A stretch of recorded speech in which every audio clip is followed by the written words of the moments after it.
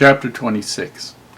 In the beginning of the reign of Jehoiakim, the son of Josiah, king of Judah, came this word from the Lord, saying, Thus saith the Lord, Stand in the court of the Lord's house, and speak unto all the cities of Judah, which come to worship in the Lord's house, all the words that I command thee to speak unto them. Diminish not a word.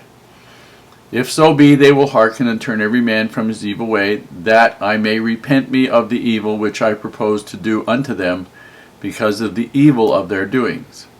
And thou shalt say unto them, Thus saith the Lord, If ye will not hearken unto me, to walk in my law which I have set before you, to hearken to the words of my servants the prophets, whom I have sent unto you, both rising up early and sending them, but ye have not hearkened, then will I make this house like Shiloh, and will make this city a curse to all the nations of the earth.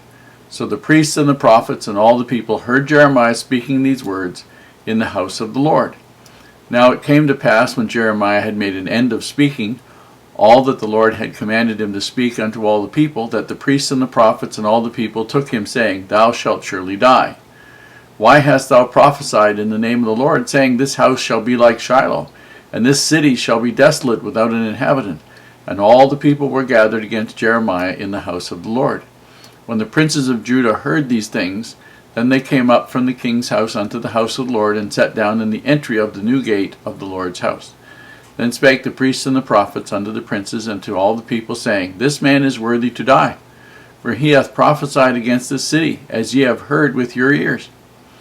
Then spake Jeremiah unto all the princes and to all the people, saying, The Lord sent me to prophesy against this house and against this city, all the words that ye have heard.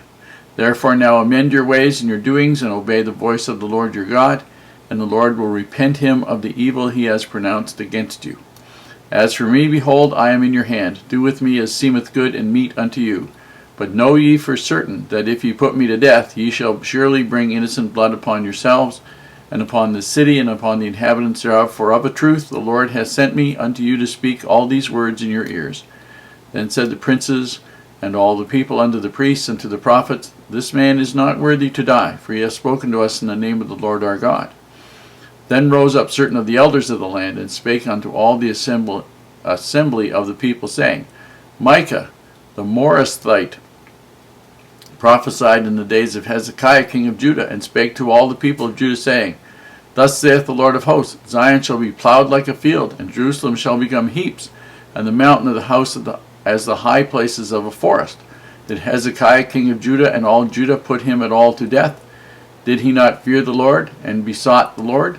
And the Lord repented him of the evil which he had pronounced against them. Thus we might procure great evil against our souls. And there was also a man that prophesied in the name of the Lord, Urijah the son of Shemaiah, of Kirjath-jearim, who prophesied against the city and against this land according to all the words of Jeremiah. And when Jehoiakim the king, with all his mighty men and all the princes, heard his words, the king sought to put him to death. But when Urijah heard it, he was afraid, and fled, and went to Egypt.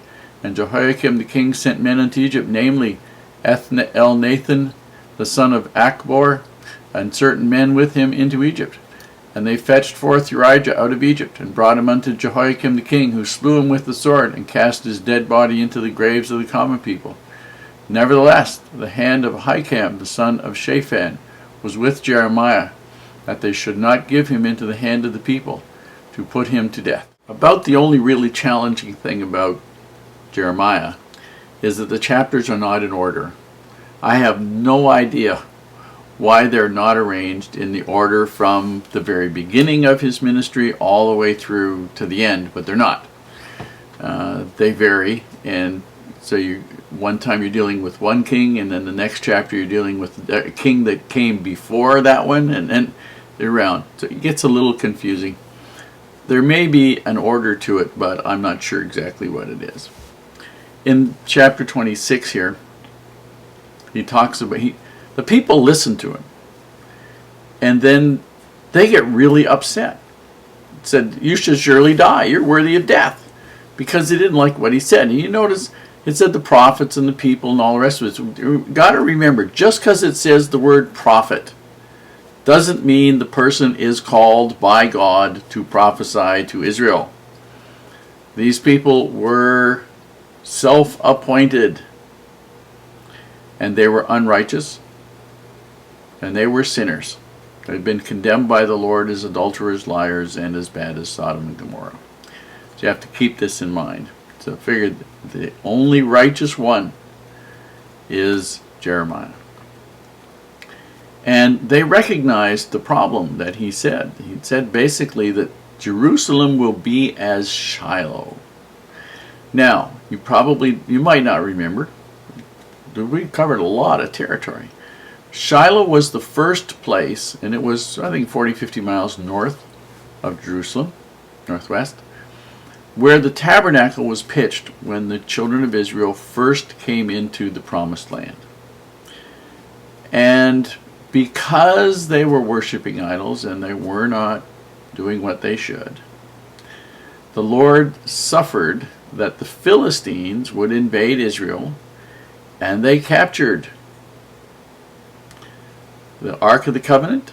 They desecrated and eventually destroyed Shiloh as a place for the tabernacle to be. And so saying that, and the Jews were like very, very, very determined in their belief that because the temple of God was there, that God would protect that city no matter what. And here was Jeremiah totally undermining that, saying, "Thus saith the Lord, because of your wickedness and your unrighteousness, God is going to let Jerusalem be destroyed the same as he let Shiloh be destroyed." And the people were ready to kill. Now, Jeremiah basically, and then the king and all the people come down into the gate. The judges, the people are going to judge Jeremiah, and he tells them what the Lord told him to say. And the people that are there mad at him, they condemn him. But there are people who stand up for him and say, Micah said this, and Urijah said this, and the people didn't kill them. Now, the thing I find really interesting is we have a book called the Book of Micah in the Old Testament. We don't have one called Urijah. Now, Urijah was so concerned about him being killed by the king that he fled to Egypt. And the king sent men after him and brought him back and killed him. The thing that I find very interesting is this is the only record we have of Urijah. And I know there are 14 books that are named in the Bible that are not found there. This is the only reference we have to Urijah, and usually there are other references in other places to people. A lot of times there are. There is a possibility, I suspect, a very strong possibility, that there are other prophets who were called to testify that we have no record of, because everything relating to them was removed because it didn't blend in well with somebody's decision, and they just said, we don't like this one, and so out it goes. Urijah we have because Jeremiah's got it in there, and they didn't want to mess with Jeremiah any more than they wanted to mess with Isaiah or Ezekiel. But the interesting thing is, for me, is also that there was people who stood up for Jeremiah. And because there was at least Ahikam, if I remember the fellow's name, stood up for Jeremiah, they didn't kill him. It's always nice to be somebody who stands up for right.